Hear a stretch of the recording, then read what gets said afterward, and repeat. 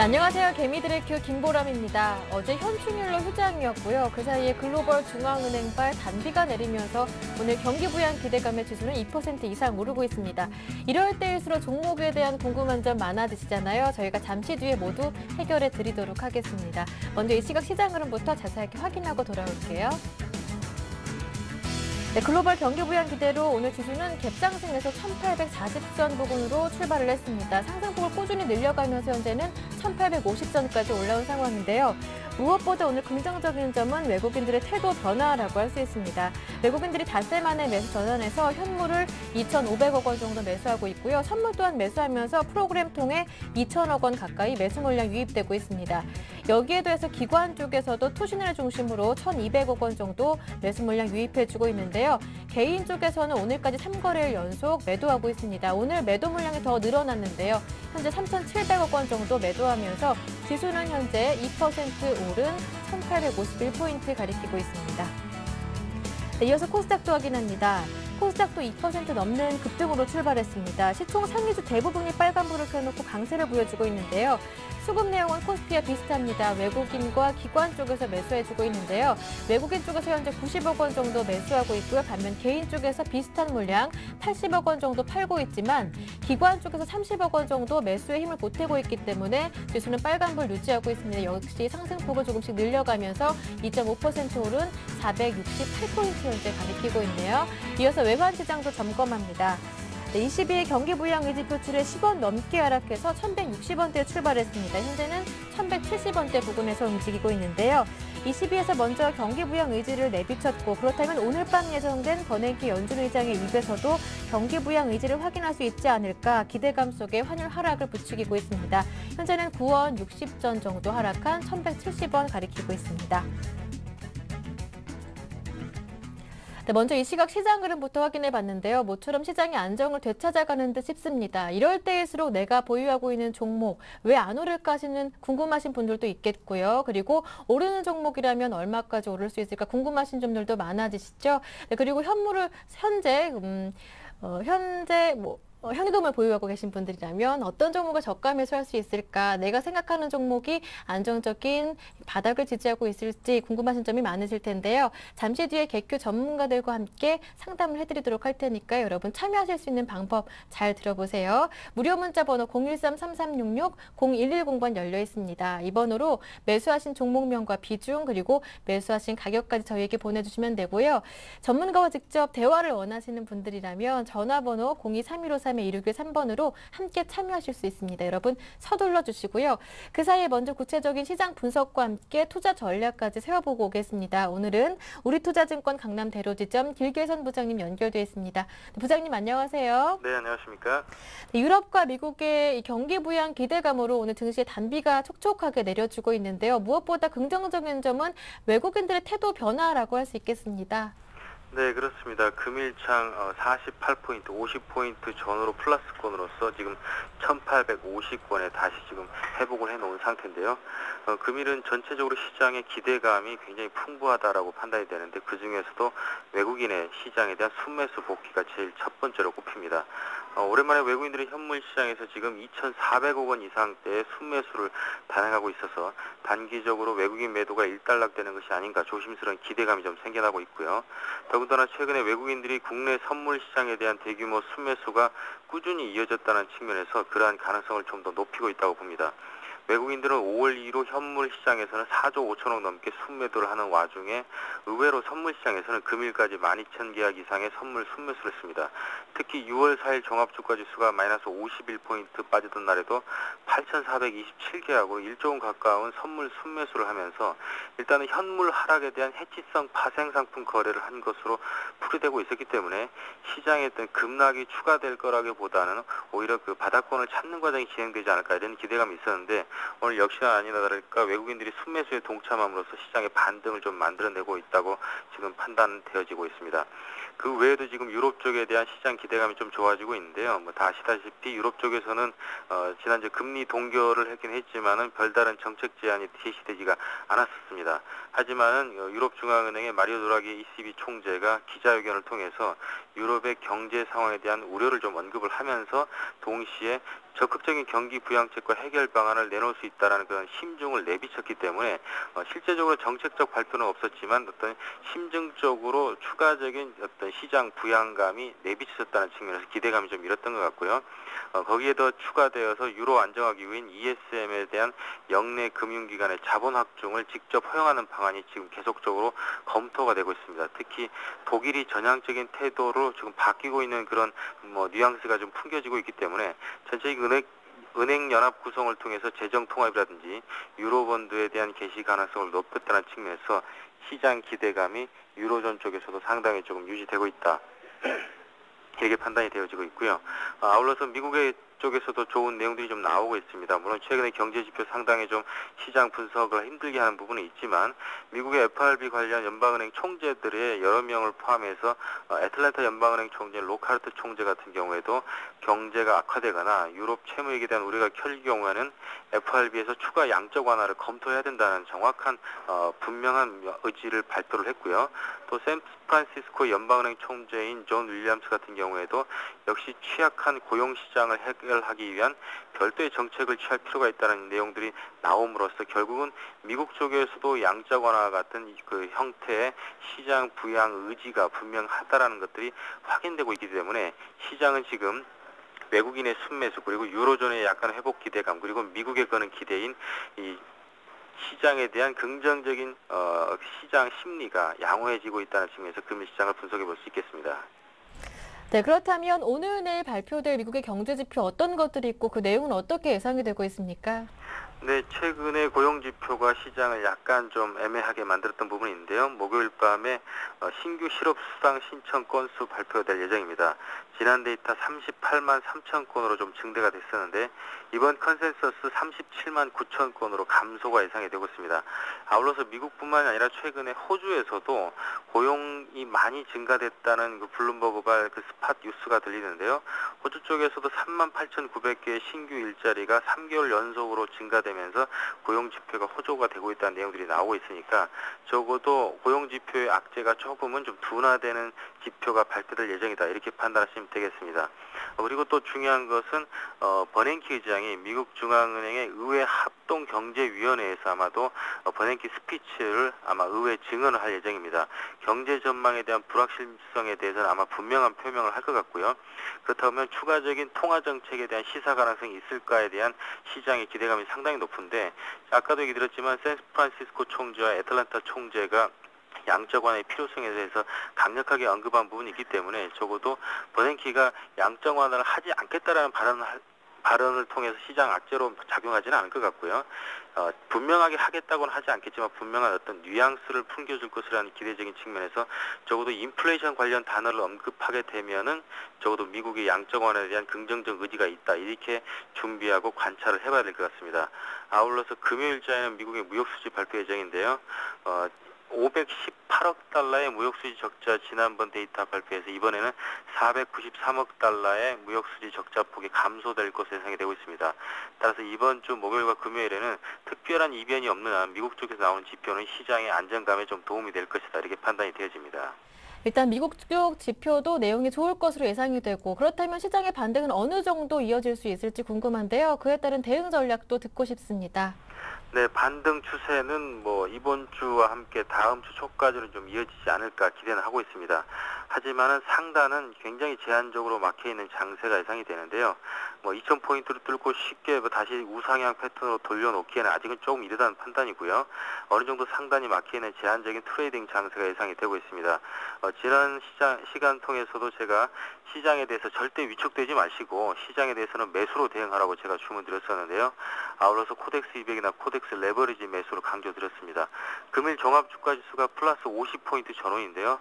만약에 투자자분들께서 코덱스 레버리지를 매수했다 그러면 종합 50포인트의 2배인 100포인트 상승 효과도 누리셨을 가능성이 있습니다. 따라서 지금의 반등 추세 연장은 가능합니다. 하지만 포인트적으로 볼 때는 그 상승폭이 상당히 또 컸기 때문에 시장에 상당히 좀 막혀 있다는 측면에서 제한적 트레이딩 정도만 허용하시면 되겠고요.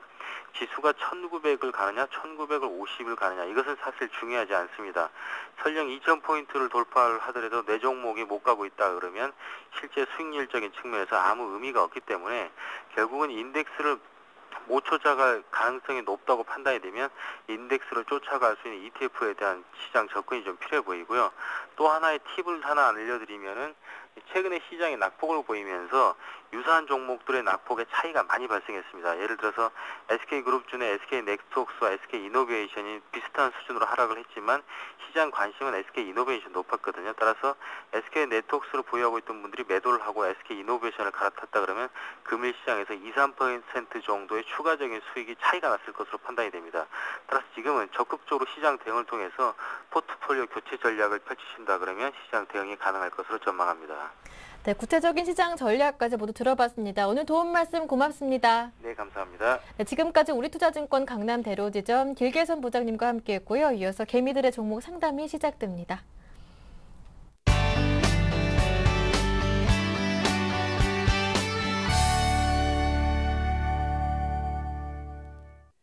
네, 어제 휴장을 하고 오늘 월요일 같지만 목요일입니다. 오늘 목요일 개미들의 종목 상담도 힘차게 출발하는데요. 그래서 두 분의 전문가를 모셨죠. 오늘 정동원 전문가 그리고 YG인베스트의 심규원 대표와 함께합니다. 두 분 안녕하세요. 네, 안녕하세요. 안녕하십니까.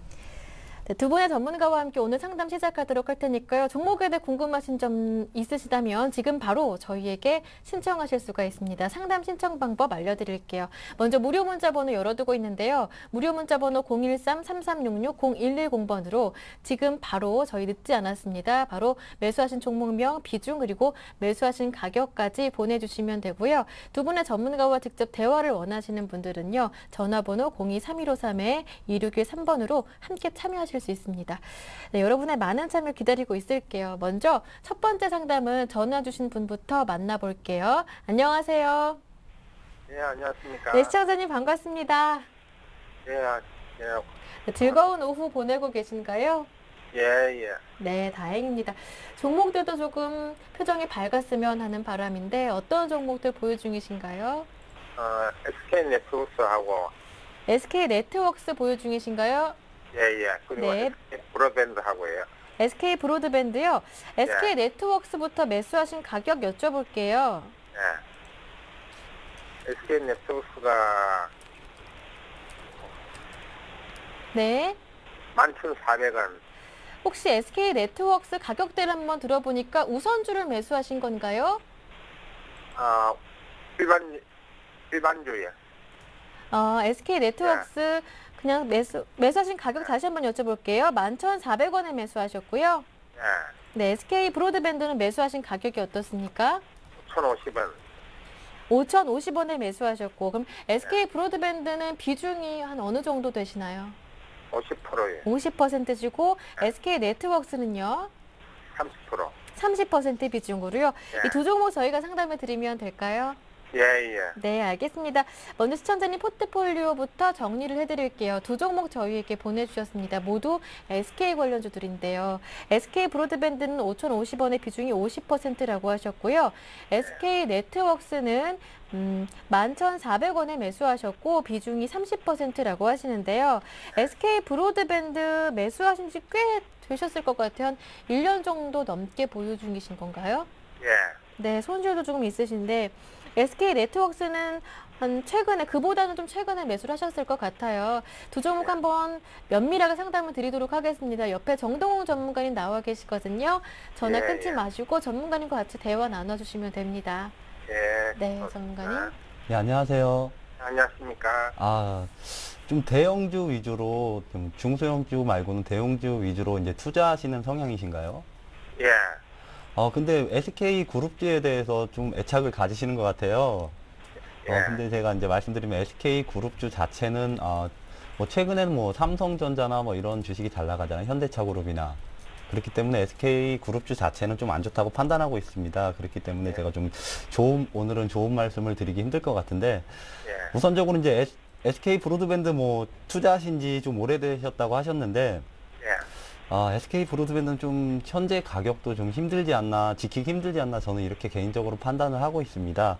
예. 이제부터 설명을 드리겠는데, SK 브로드밴드 같은 경우는 이제 초고속 인터넷 그리고 뭐 IPTV, 전화 그리고 기업 데이터 서비스 등의 사업을 영위하는 업체입니다. 예. 매출 비중을 보면 이제 초고속 인터넷과 TV가 45% 그리고 전화가 23% 그리고 기업 데이터 서비스가 22% 정도 점유하고 있는데, 예. SK 브로드밴드에서 이제 성장 모멘텀으로 찾을 수 있는 게 딱 두 가지 있습니다. 그게 이제 네. 기업 서비스, 이제 기업 사업 부분하고 그리고 이제 IPTV 두 가지 부분에서 찾을 수가 있는데, 예. 기업 사업, 그러니까 B2B 사업 같은 경우는 마진율이 되게 높습니다. 한 10%에서 15% 정도를 보이는데, SK 브로드밴드의 기존 총 영업이익률을 보면 한 4% 낮게는 뭐 2, 3%대도 있고 4% 정도가 적정합니다. 근데 제가 말씀드린 이제 B2B 사업, 기업 사업 부분을 보면은 10%에서 15%까지가 나오거든요. 근데 이제 이 기업 사업 부분이 지금 성장을 하기 있습니다. 그렇기 때문에 이게 또 하나의 성장 모멘텀이 될 수 있을 것 같고, 그리고 두 번째가 이제 IPTV 부분인데, 올해 1분기 말에 이제 IPTV 누적 가입자 수가 100만 명을 조금 넘었습니다. 106만 명 정도가 됐는데, 이게 연말까지는 한 130만 명 정도에 이를 것이다, 이렇게 전망이 나오고 있습니다. 그렇기 때문에 이 부분에서도 또 실적이 개선될 것이다, 이렇게 전망을 하고 있습니다. 모든 점은 이제 감안해 볼 때 가장 중요한 게 이제 실적이 아니겠습니까? 예. 2012년 실적이 이제 매출 2조 중반대, 그리고 영업이익이 이제 1000억 초반대, 그리고 순이익이 400억에서 한 600억 정도가 나올 것 같습니다. 순이익이 이제 갭이 이렇게 큰 이유는 아무래도 SK 브로드밴드가 고정비가 많이 나갔었는데, 고정비를 얼마나 줄이느냐, 비용을 얼마나 줄이느냐, 이거에 따라서 순이익이 좀 결정을 될 것 같습니다. 이런 실적을 감안해 볼 때 이제 순이익이 400억에서 600억 사이라고 했는데, 지금 SK 브로드 차트를 잠깐 보시면은 지속적인 하락 추세에 있습니다. 뭐 2008년부터 뭐 근 4년인가요? 4년 동안 이렇게 지속적으로 하락만 했는데, 시청자님께서도 언제 한번 반등은 주겠지, 이렇게 판단을 하셨을 겁니다. 근데 이게 반등을 못하는 이유가, 제가 아까 말씀드린 이제 순이익 기준으로 400억에서 600억 사이라고 했는데, 지금 시가총액을 보시면 SK 브로드밴드가 8,500억 수준입니다. 영업이익률이 뭐 5%도 안 되는 기업이 지금 뭐 PER이 20배 정도 받고 있거든요. 사업이 뭐 지금 좋아지고 있는 사업이 뭐 B2B 뭐 기업 사업 쪽이다, 이렇게 아무리 좋아져도 영업이익률이 10%를 넘기기 힘들 것 같습니다. 영업이익률이 10%도 안 나오고 순이익도 뭐 1000억도 안 나오는데 시가총액이 8천억은 너무 고평가를 받고 있지 않나, 이렇게 판단을 하고 있습니다. 그렇기 때문에 SK 브로드밴드가 뭐 장기적으로 상승 추세로 가기는 힘들 것 같습니다. 그렇기 때문에 지금 차트를 보면서 설명드리면, 지금 이 동그라미 친 부분이 유럽 위기가 고조되면서 하락한 부분이거든요. 그렇기 때문에 오늘도 뭐 장이 뭐 2% 넘게 급 반등을 하고 있는데, 대부분의 종목들이 상승하고 있습니다. 뭐 SK 브로드밴드도 같이 상승을 하고 있는데, 만약에 대부분의 종목들이 상승장에서 이 갭을 메운다면은 같이 SK 브로드밴드도 상승할 수 있거든요. 그렇기 때문에 이 갭만 메운다면 매도하시는 게 어떠나, 이렇게 판단을 하고 있습니다. 그렇기 때문에 SK 브로드밴드는 3,000원 초반대까지 온다면은 매도를 하시고, 만약에 이 갭을 메우지 못하고 추가적으로 하락장이 온다 그러면 손절매를 하시는 게 어떻나, 이렇게 판단을 하고 있습니다. 아니면은 시청자님께서 지금 장기 투자를 하셨는데, 혹시 뭐 추가적으로 2년이나 3년 더 보실 의향은 있으세요? 지금 한국투자증권의 전문가하고 상담을 해봤는데요. 네? 한국투자증권에 예. 상담을 해봤는데, 조금 더 가져가면은 뭐 반등할 수 있다는 이런 견해가 나오더라고요.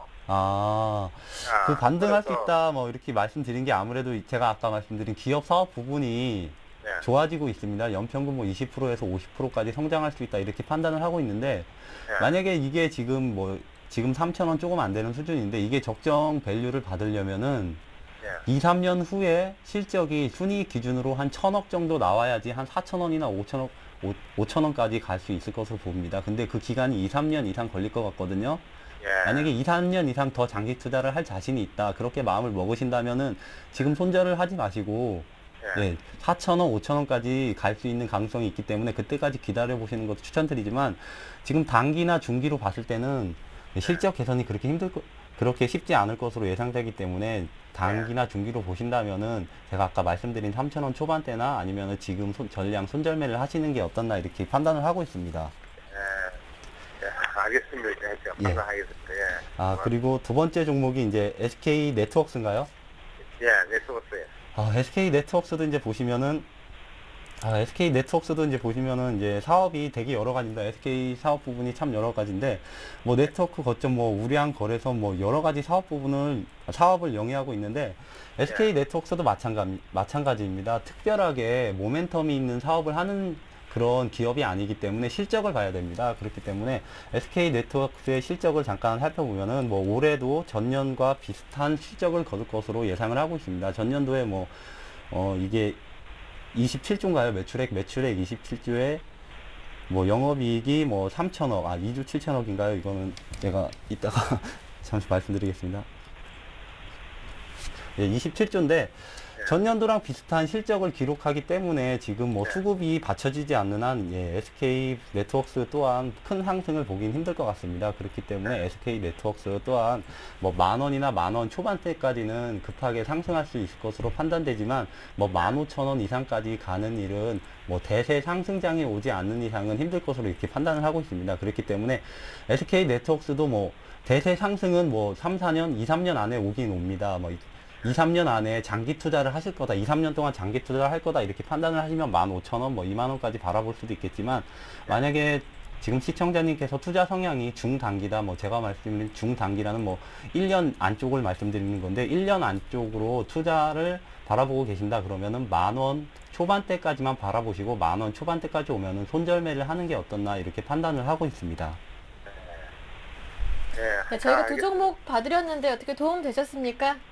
많은 도움 되셨습니다. 감사합니다. 나중에 또 궁금한 점 생기시면 개미드래큐 전화나 문자 주시고요. 오늘 참여해주셔서 고맙습니다. 고맙습니다. 이렇게 첫 번째 전화 상담 받아봤고요. 그 사이에 문자가 또 들어왔는데요. 첫 번째 상담해드릴 종목은 락앤락입니다. 36,700원에 매수하셨고 비중이 40%. 언제쯤 올라가나요? 궁금하다고 하시는데 락앤락 어떻습니까? 네, 우선은 뭐 중국 관련 소비 업종 중에 뭐 대표주라고 할 수 있는 락앤락 같은 경우에는 최근 뭐 흐름 그렇게 좋지 못한 양상을 보이고 있습니다. 제 개인적으로는 지금 시점 좀 비중 축소 의견을 드릴 수 있지 않을까라고 정리해 드릴 수가 있는데, 중국에 대한 기대가 높아지고 뭐 소비 심리가 개선된다라고 한다면은 뭐 락앤락 같은 종목에 대해서도 어느 정도 긍정적인 주가 흐름 뭐 보일 수는 있겠지만은 사실 다른 소비재 관련주보다는 조금은 상승 탄력도가 둔화될 가능성이 높다라고 말씀을 드리는 게, 뭐 락앤락 같은 경우는 아시겠지만은 뭐 대표적으로 밀폐 용기 관련주입니다. 아무래도 가정용품과 관련된 그러한 종목인 만큼 안정적인 실적을 좀 기대하지 않을까라는 뭐 기대감 작용할 수 있겠지만은, 잘 한번 생각해 보신다라고 한다면은 한번 제 가정에서 한번 이 락앤락 같은 제품을 구입을 했을 때 과연 얼마나 빠르게 제품의 교체가 이루어지는지를 생각해 보신다고 한다면은 역시나 성장성의 측면에 있어서는 조금은 좀 우려감이 크다라고 말씀을 드리겠고, 뭐 최근에 뭐 오리온을 비롯한 중국 관련주들이 잘 나가는 것이 계속적으로 이 소비 창출, 매출이 증가세를 보일 수 있는 상품이 있다라는 그런 종목군들이 빠르게 올라가고 있습니다. 따라서 한번 사서 웬만해서는 바꿀 필요가 없고, 또 그 주기가 상당히 긴 락앤락 같은 경우에는 중국발 성장 모멘텀을 그대로 흡수하기를 좀 힘들 것으로 판단되고 있기 때문에 제 개인적으로는 조금 반등 시 매도하자라고 정리해 드리겠고, 중국 관련 뭐 수혜 종목으로 만약에 관심 갖는다라고 한다면은 락앤락보다는 뭐 음식료 관련 업종이라든가 문화 관련 업종 이런 쪽으로 관심 가지시는 전략 필요하다라고 말씀을 드리면서, 차트 흐름 보시면 아시겠지만은 뭐 최근 흐름 역시나 조금은 좀 지지부진한 흐름 보이고 있습니다. 조금 박스권에서 지금 오랫동안 계속 좀 갇혀 있는 모습 보이고 있는데, 뭐 단기적으로는 한 33,000원대까지는 상승 가능하겠지만은 사실 이보다도 높은 가격대를 형성하기 위해서는 앞서 말씀드린 실적이라든가 성장성 뒷받침돼야 되는데, 아직까지는 이 산업적인 측면 측면에 있어서 새로운 먹거리를 찾지 못한다라고 한다면 락앤락의 대세 상승이 좀 어려울 것으로 판단되고 있기 때문에 지금부터 비중 줄여 나가시는 전략으로서 33,000원까지는 우선 다 전략 매도하시는 전략 필요하다라고 정리해드리겠고 네. 손절가는 역시나 3만 원이 이탈되지 않는다라고 한다면 그래도 급락 가능성은 적어 보일 것으로 판단되고 있습니다. 따라서 한 29,500원 이탈 시에는 매도하는 전략만 세워주는 거는 락앤락에 있어서 꼭 필요하다라고 말씀을 드리면서 조금 보수적으로 그리고 좀 안 좋은 의견을 드리겠다라고 정리해드리겠습니다. 락앤락 3만 원만 지지된다면 33,000원 부근에서 전량 정리하시는 게 좋다라는 의견 들어봤고요. 그 다음 종목 살펴보겠습니다. 바이오스페이스 들어왔는데요. 0098번님께서 두 번이나 문자를 보내주셨네요. 바이오스페이스 매수하신 가격은 7,900원, 비중이 100%신데요. 이 종목 어떻습니까? 바이오스페이스 이제 네. 설명을 드리자면 작년인가요? 작년에 뭐 3,000원 초반대에서 15,000원까지 급등했던 종목입니다. 이렇게 네. 급등하는 종목은 이제 대선 테마주밖에 없죠. 바이오스페이스 또한 이제 대선 테마, 박근혜 테마주에 엮이면서 뭐 15,000원까지 급등했는데 제가 이 프로그램을 통해서 뭐 대선 테마주는 뭐 웬만하면 매도하라 이렇게 말씀을 드렸는데 바이오스페이스는 좀 다르게 말씀을 드리고 싶습니다. 바이오스페이스가 비록 이제 대선 테마주에 편승되면서 15,000원까지 상승했다가 지금 뭐 6,000원 초반대까지 하락한 모습인데 바이오스페이스가 기존 대선 테마주와 다른 것은 실적이 받쳐주고 그리고 성장 모멘텀이 있다는 겁니다. 실적이 받쳐주는 걸 볼 수 있는 거는 간단하게 볼 수 있는데 바이오스페이스 연간 실적을 보면은 뭐 2009년부터 꾸준하게 순이익 기준으로 뭐 50억 이상을 이렇게 거두고 있는 기업입니다. 그렇기 때문에 뭐 재무도 우량한 기업에 속하고 있기 때문에 지금 약간의 고평가를 받고 있지만 아직까지는 보유해보고 10,000원까지 기다려보자 이렇게 말씀드리고 싶은 이유를 지금 설명드리겠습니다. 바이오스페이스가 지금 하는 사업이 전문가용 체성분 분석기라는 의료기기를 생산하고 있습니다. 이게 전 세계 최초로 아마 이제 최초로 개발해서 전 세계 50여 개국에 이제 납품하는 걸로 알고 있는데 당연히 전 세계 시장 점유율 1위입니다. 근데 이제 미래 성장 동력으로 해서 이제 홈 헬스케어 한마디로 가정에서 체성분 분석을 할 수 있는 이 의료기기를 출시 예정에 있습니다. 그렇기 때문에 이 의료기기가 얼마나 팔릴지는 알 수 없지만 충분한 성장 동력으로 모멘텀으로 작용할 수 있다 이렇게 판단을 하고 있습니다. 그 이유가 아무래도 선진국에서는 이제 제조업에서 이제 금융, 그 다음에는 이제 건강을 관리하는 의료 쪽으로 가고 있는데 그거에 맞춰서 뭐 삼성전자의 이건희 회장도 뭐 헬스케어 부분을 더 키우겠다 이렇게 발표를 했습니다. 그렇기 때문에 향후 미래는 의료용 기기가 성장하는 사업은 확실합니다. 그렇기 때문에 바이오스페이스는 현재 가격에서는 조금 매도를 하는 게 맞지만 미래 성장 동력을 좀 한번 이 성장 모멘텀이 얼마나 탄력을 받을 수 있을지 실적이 받쳐지기 때문에 그걸 한번 보시고 10,000원까지는 한번 가져가 보는 게 어떻나 이렇게 판단을 하고 있습니다. 1년이나 2년 이내에 10,000원까지 간다면 매도를 하시고 만약에 1년이나 2년 후에도 지금 가격을 유지한다면 그때서는 전량 손절매 처리를 해야 되지 않나 이렇게 추천을 드리고 싶습니다. 네, 알겠습니다. 다음 종목은요. SK이노베이션 들어왔습니다. 오늘 많이 반등하고 있던데 매수하신 가격은 17만 1,000원, 비중이 20%. 지금 시점에서 추가 매수도 될까요? 하시는데요. 이분은 7785번님이시네요. 심경 대표님 부탁드릴게요. 네, 우선 뭐 오늘장 강한 반등 나오고 있습니다. 유가가 다시 한번 좀 WTI 기준으로 85달러 회복하는 모습 보이면서 SK이노베이션을 비롯한 정유 그리고 화학 업종에 강한 반등세 나오고 있는 상황입니다.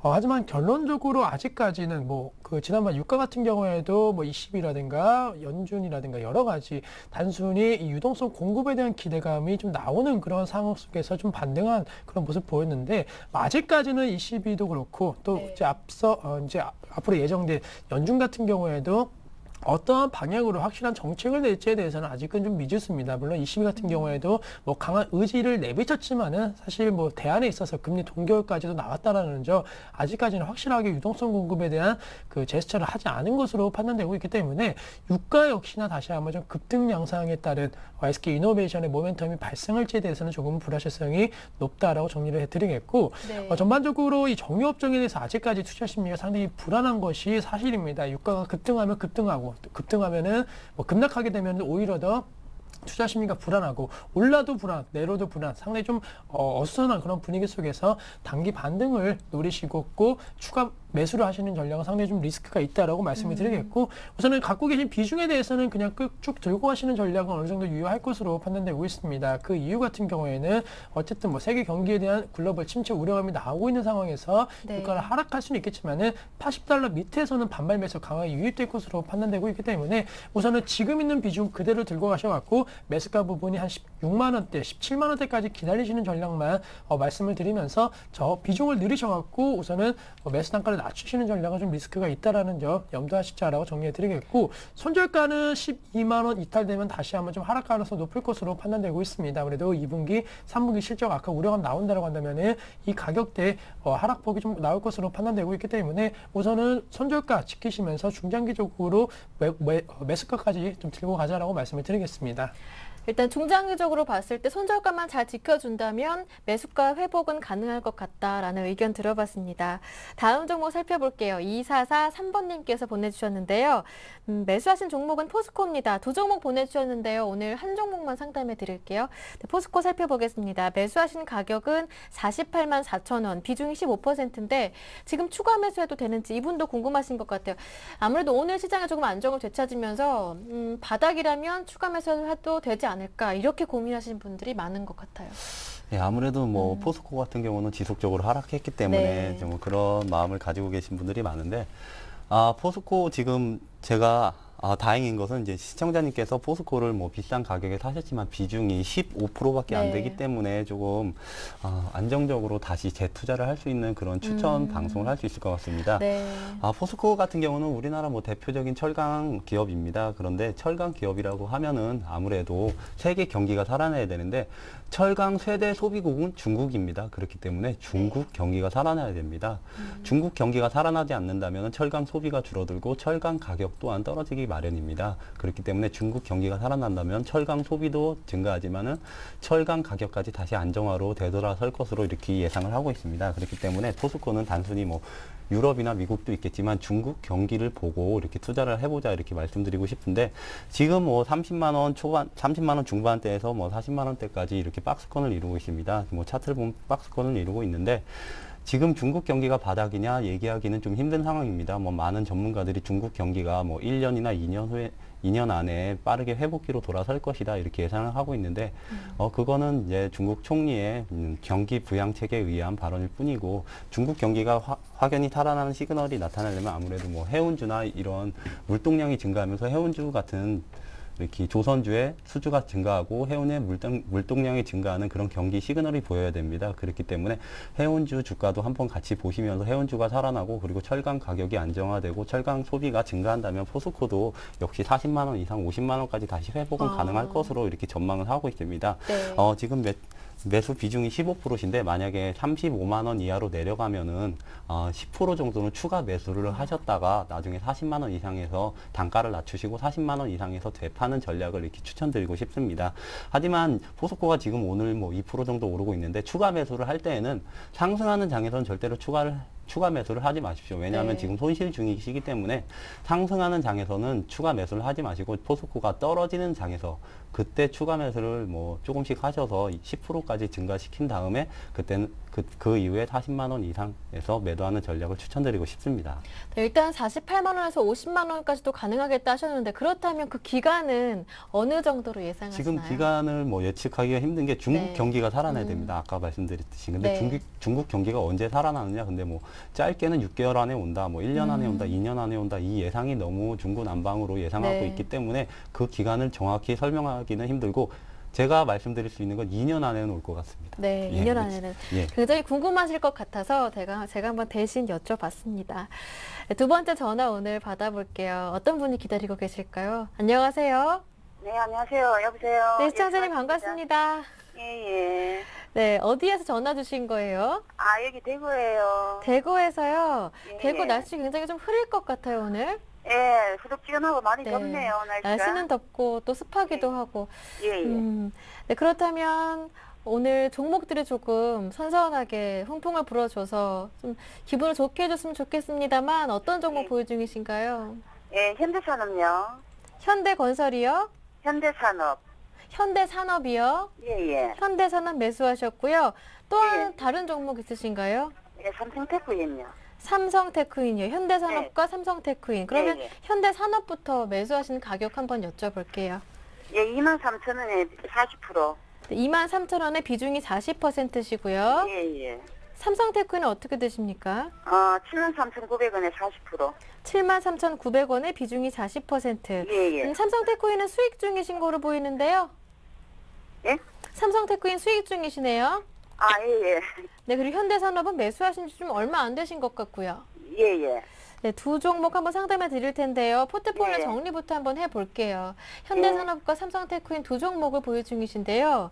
현대산업은 매수하신 가격이 23,000원, 그리고 비중은 40%라고 하셨고요. 삼성테크인은 73,900원에 매수하셨고 비중이 역시 같네요. 40%로 담으셨는데요.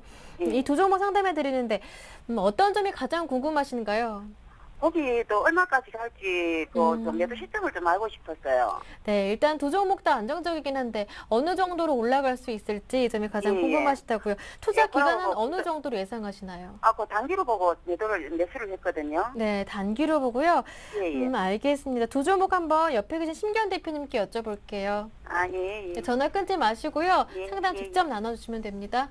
예. 네, 대표님. 네, 안녕하십니까. 네, 안녕하세요. 수고하십니다. 네, 감사합니다. 우선은 지금 두 종목 갖고 계시는데요. 뭐 상당히 예. 좀 대형주 그리고 좋은 종목 먼저 사셨다라고 먼저 말씀을 드리겠고요. 예, 예. 현대산업부터 말씀을 드리면은 뭐 현대산업 건설주지만은 그 상당히 다른 대형 건설사에 비해서 좀 양호한 흐름을 보였습니다. 현대산업을 매수하신 이유는 어떤 점에서 좀 착안해 갖고 매수를 하셨나요? 거기에 차트를 보니까 조금 살아나는 것 같아서 네. 예, 그래가지고 그걸 매수를 했어요. 차트 매매를 하신 예, 예. 거세요? 예, 예. 네. 뭐 펀더멘탈이라든가 기업 내용에 대해서는 좀 알고 투자를 하신 건가요? 거기에 저기 2분기 들어서 기업 내용이 좀 괜찮다고 나오던데요. 네, 맞습니다. 현대산업 같은 경우에는 건설업종 내에서도 실적에 대한 모멘텀이 조금 강한 종목이다라고 말씀을 드리는데, 뭐 그거 같은 경우에는 국내 부동산 경기 상당히 좀 좋지 못한 상황 속에서 뭐 지금 대구 지역 사신다라고 말씀해 주셨는데, 뭐 부산 지역을 중심으로 이 경남권 같은 경우에는 그래도 좀 부동산 경기가 좀 좋은 모습을 보였기 때문에 현대산업 같은 경우에는 이 해운대구를 비롯한 이 부산 지역에서의 어느 정도 수익성 개선이 전체적인 현대산업의 수익성을 조금을 이끌어줬다라고 말씀을 드리겠고요. 지금 그 시청자님께서 살고 계시는 대구 지역 같은 경우에는 뭐 부동산 경기에 대해서 뭐 직접적으로 살고 계시는데 좀 좋다고 생각하시나요? 아직은 뭐 나쁘다고 생각하시나요? 대구에는 부동산 이유가 별로 안 좋죠. 예, 우선은 대구 지역 지금 안 좋다고 말씀하셨는데 부산 지역이 사실 최근까지는 상당히 좀 좋았습니다. 아무래도 가격도 많이 오르고 좀 그런 모습 속에서 우리나라 부동산 경기 상당히 안 좋은 속에서도 상당히 좀 좋은 모습 보였는데 지금 시점 같은 경우에는 이제 부산을 비롯한 좀 지방에서도 지금 부동산 경기가 조금씩 안 좋아지고 있는 모습 보이고 있다라고 정리해드리겠고 지금 뭐 수도권 같은 경우에는 5월 10일 부동산 활성화 대책 이후에도 지금 거래량이라든가 그다음에 이 재건축 관련된 시가총액이 줄어들고 있다라는 지금 기사가 계속적으로 나오고 있고요. 부동산 이 중개업소 역시나 좀 폐업을 많이 하고 있다라는 신고가 들어오고 있기 때문에 현대산업 뭐 해외 수주 모멘텀보다는 국내 부동산 경기가 좀 밀접한 그런 관련성이 있는 종목인 만큼 우려감은 조금은 크다라고 정리해 드릴 수가 있겠습니다.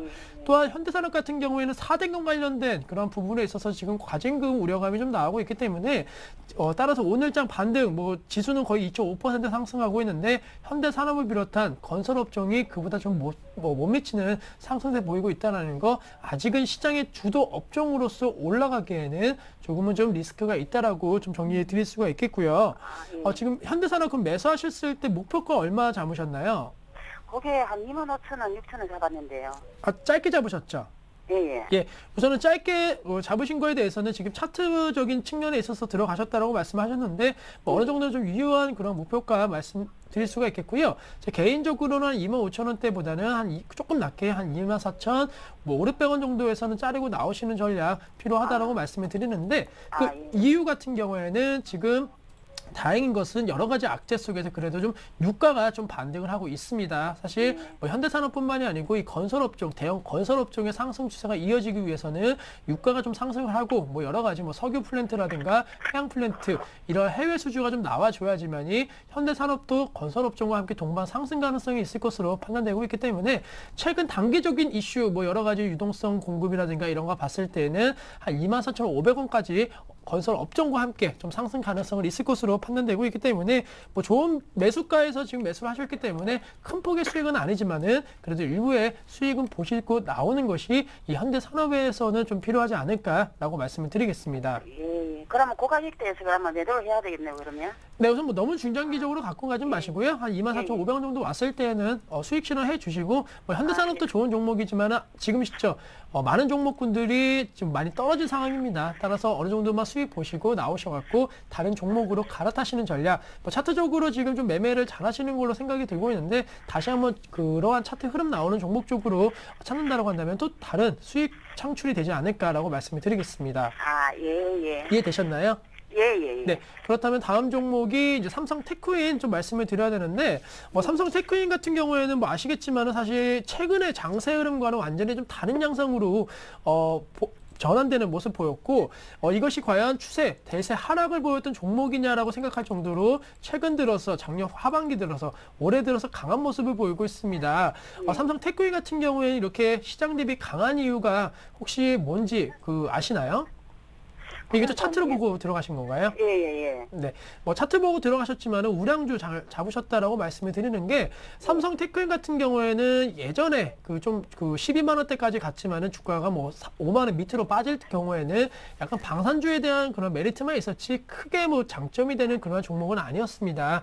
하지만 삼성 테크윈도 마찬가지겠고요. 삼성 전기, 뭐 삼성 SDI 관련 이 삼성 관련 그룹주들이 전반적으로 이제는 본 사업뿐만이 아니고 IT, 스마트폰 관련된 이슈 수혜주로서 떠오르고 있고 그에 따른 실적도 개선되고 있는 모습 보이고 있기 때문에 뭐 지금 시점 삼성 테크윈 같은 종목 같은 경우에는 상승 추세의 주요 원인은 스마트폰 관련된 매출이다라고 말씀을 드리겠고 또 한 가지 삼성 테크윈 같은 경우에는 뭐 방산업체도 되겠지만 보안업체입니다. 아무래도 CCTV 관련된 부분 최근에 블랙박스도 마찬가지겠지만은 전반적으로 이 CCTV에 대한 매출 그 다음에 필요성이 계속적으로 증가를 보이고 있고 앞으로도 이러한 추세는 이어질 가능성이 높을 것으로 판단되고 있기 때문에 삼성 테크윈 같은 경우에는 지금 수익 중이신데요. 조금은 욕심 내셔갖고 수익 극대화하셔갖고 한 85,000원 정도까지 바라보시는 투자 전략은 아직까지 유효하지 않을까라고 말씀을 드리겠고요. 수급적인 측면 놓고 본다 하더라도 외국인과 기관 특히나 외국인들이 상당히 좀 좋아하는 모습을 보이고 있습니다. 따라서 기관, 투신권을 중심으로 해서 매수세만 들어와 준다고 한다면은 앞서 말씀드린 한 85,000원대까지는 생각보다 빠르게 올라갈 가능성이 있기 때문에 시장 대비 강하고 그리고 올해 들어서 신고가 경신하고 있는 삼성 테크윈 같은 경우에는 무조건적으로 한 번쯤은 홀딩하시는 전략 유효하지 않을까라고 말씀을 드리겠습니다. 아, 그거는 기간을 한 얼마 짧게 잡아갖고 얼마 잡으면 되겠습니까? 그러면? 네, 우선은 말씀드렸던 85,000원 같은 경우에는 제 개인적으로는 한 2달 이내에는 어느 정도 올라가지 않을까라고 말씀을 드리는데 좀 기간을 짧게 잡으신다라고 한다면은 85,000원을 목표 주가를 하지 마시고 한 81,000원대로 목표 주가 잡으신다라고 한다면은 한 달 이내에 조금은 계속적으로 신고가 연중 신고가 경신하면서 말씀드렸던 81,000원에서는 한 번쯤은 빠르게 수익 실현할 수 있는 기회가 오지 않을까라고 말씀을 드리겠습니다. 아, 예, 알겠습니다. 네, 삼성 테크윈 단기적으로 한 81,000원 만족하시나요? 예. 네, 알겠습니다. 감사합니다. 다른 종목도 궁금하실 때 찾아주시고요. 오늘 참여해 주셔서 고맙습니다. 예, 감사합니다. 네, 오늘 두 번째 전화 받아봤고요. 남은 시간 최대한 빨리빨리 진행을 해서 많은 분들 상담을 해드리도록 하겠습니다. 문자 바로 보내주시고요. 9575번님 상담해 드릴게요. 많이 기다리셨죠? 어디 안 가셨으려나 모르겠는데 김보람 앵커님 반갑습니다 하시면서 현대건설을 보내주셨습니다. 지난번에 LG전자와 현대건설 고민하셨던 것 같은데 그 가운데 현대건설 택하셨나 봐요. 매수하신 가격이 61,000원. 오늘 사시지 않으셨을까 이런 생각이 드는데 비중이 30%입니다. 장기 전망 궁금하다고 하시는데요. 정동원 전문가님 부탁드릴게요. 장기로 투자하시는 분은 참 오랜만에 뵙는 것 같은데 네. 현대건설 장기적으로 한마디로 말씀드리면 좋습니다. 예. 지금 글로벌 악재 속에서도 뭐 글로벌 인프라 투자가 지속되고 있습니다. 현대건설이 올해 11조 원의 수주를 예상을 했는데 상반기에 5.9조 거의 6조 가까이 수주를 받을 것으로 예상을 하고 있습니다. 네. 하반기에는 수주 모멘텀이 더 살아나고 내년에는 뭐 경기 회복과 함께 더 많은 수주를 할 것이다 이렇게 전망을 하고 있는데 현대건설 지금 차트를 보시면 뭐 많이 하락했는데 다행히도 61,000원 저점에서 잘 잡으신 것 같습니다. 뭐 단기로 본다면은 이 단기 급락 갭을 메우고 한 6만 원 후반대, 6만 8천 원 후반대에서 상승했다가 다시 매물 압박에 의해서 6만 원 중반대까지 하락할 가능성은 있겠지만 만약에 장기를 보신다면은 투주 모멘텀이 충분하기 때문에 현대건설 같은 경우는 8만 원이나 10만 원대까지 보시는 내년까지 8만 원이나 10만 원까지 보시는 전략을 추천드리고 싶습니다. 네, 일단 내년까지 8만 원까지도 가능하겠다. 현대건설. 그때 넥센타이어도 보유 중이셨던 것 같은데 포트폴리오 종목들이 모두 좋은 흐름 이어갔으면 좋겠습니다. 다음 종목 살펴볼게요. 이분도 좀 오래 기다리셨죠. 0144번님. 예쁜 보람씨 이렇게 해서 기분 좋으라고 문자 보내주셨는데요. AP시스템 상담해 드릴게요.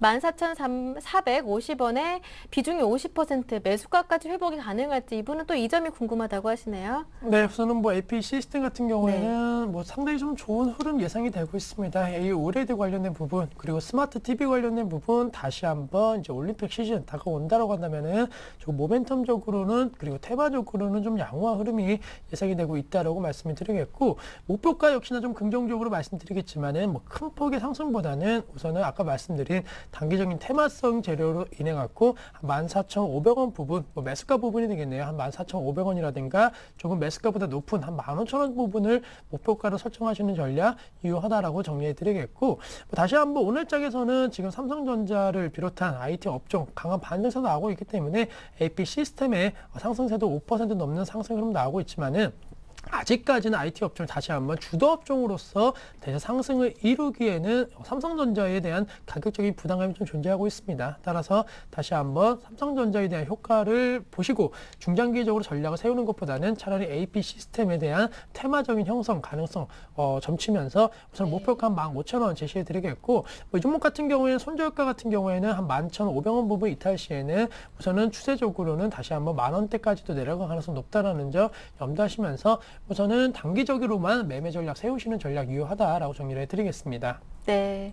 다음은요. 9537번님의 종목입니다. 동화약품을 보내주셨는데 매수가는 5,130원, 비중이 25%, 매도 시점과 목표가 손절가 알고 싶습니다 하시는데 이분은 수익 중이시네요. 네, 오랜만에 네. 수익 보는 분을 만난 것 같은데 네. 동화약품은 최근에 뭐 상승 추세를 이어간데 그 상승 추세를 이어간 게 아무래도 비아그라 복제약 출시 때문에 그 이슈 때문에 간 것 같습니다. 그거에 따라서 뭐 근화제약, 한미약품, 뭐 삼진제약 그리고 뭐 국제약품 등하고 같이 테마군을 이루면서 같이 상승을 했는데 동화약품은 지금 단순히 매매할 때는 가장 크게 봐야 할 게 외국인 수급입니다. 아무래도 비아그라가 이제 국내에서도 출시되면서 복제약품이 국내 제약사를 통해서 출시되면서 외국인이 이 부분에 대해서 상당한 모멘텀거리를 느끼고 있는 것 같습니다. 지금 외국인이 뭐 근 4월 초부터 지속적으로 뭐 만 주 정도 매수를 하고 있는데 만약에 이 외국인이 팔기 시작하면 그때 매도를 하시고 외국인이 지속적으로 매수를 한다 그러면은 매도하실 필요가 전혀 없는 것 같습니다. 지금 동화약품 같은 경우는 지금 뭐 실적 모멘텀거리가 지금 단순히 이 비아그라 복제약품이기 때문에 지금 실적으로만 따지면 동화약품이 저평가 상태는 아닙니다. 단순히 모멘텀거리로 외국인의 수급에 의해서 그리고 상승을 하고 있는데 테마가 소진되고 외국인이 매도하는 날 같이 매도를 하시고 만약에 외국인이 지속적으로 매수를 한다 그러면 그 추이를 보셨다가 6,000원 이상까지 6,000원, 6,200~300원 초반까지 이렇게 가는 전략을 추천드리고 싶습니다. 네. 오늘 상담은 여기에서 마무리 짓도록 하겠습니다. 오늘 두 분의 전문가와 함께했죠. 정동호 전문가, 심기현 대표 수고하셨습니다. 고맙습니다. 감사합니다. 감사합니다. 네, 서울경제TV 센플러스에서 투자전략 세미나를 개최합니다. 이상로, 이중환 전문위원이 주식시장에서 살아남기 위한 3가지 비밀에 대해서 말씀드린다고 하니까요. 관심 있는 분들 많은 참여 부탁드립니다. 저는 여기에서 인사드릴게요. 함께해 주신 여러분 고맙습니다.